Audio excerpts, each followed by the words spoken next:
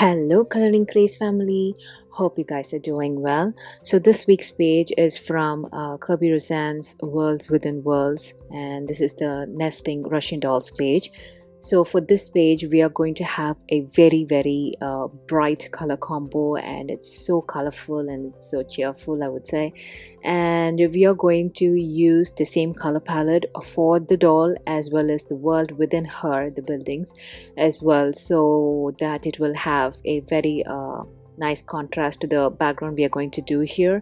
And I've shown you guys how I did the doll and her skin tone on the upper half, so that it will be easy for you guys to do the other dolls as well. And I've also shown you how I did the buildings in one of the dolls, so that you can follow the same with the rest of the buildings in the other two dolls.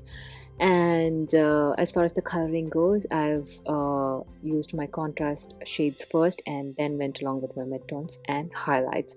And this is the second time I'm doing this page. The earlier one I did it in a monochrome look, but this one is more favorite to me, I would say, and this turned out to be very cool.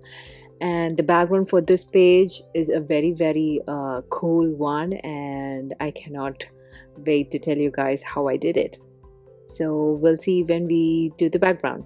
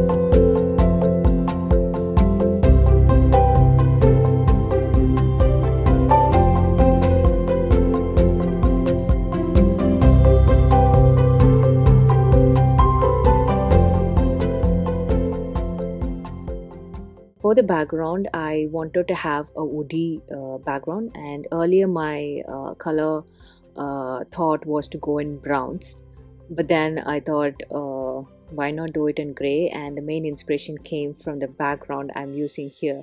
As you can see, there is a gray woody texture background that I'm using, so this is my inspiration for the background, which I'm going to do for the page as well. So I divided the page diagonally, more or less equally, and I used my grays from Prismacolor. For this one, I used both my cool and warm grays. So first I used my lighter shade of gray to put in the lines, and then I darkened the lines with my darkest shade, and then I used my warm gray to draw in the wood textures, and I used my background for the texture drawing as well. You can use a printout reference, or or a picture, and then you can draw the texture as you want. And this has, this doesn't have to be more precise or perfect, the wood textures. It can be like you wish. After I was done with the texture drawing, I went in with my gray shade from the kids INKPAD and used a finger sponge blender to blend in the shades with the gray. And then I also went in with my MUNGYO oil pastel, the white from the range, and used it to lighten up here and there. And then I went in with my darkest shade of gray, cool gray, to reiterate the textures on the wood. So you can do like this, but I also figured out a way where you don't have to use the ink pad and the oil pastel. You can just use the pencils, and with the help of a finger sponge blender, you can literally achieve the same look which I just explained to you. So we'll see how I did that.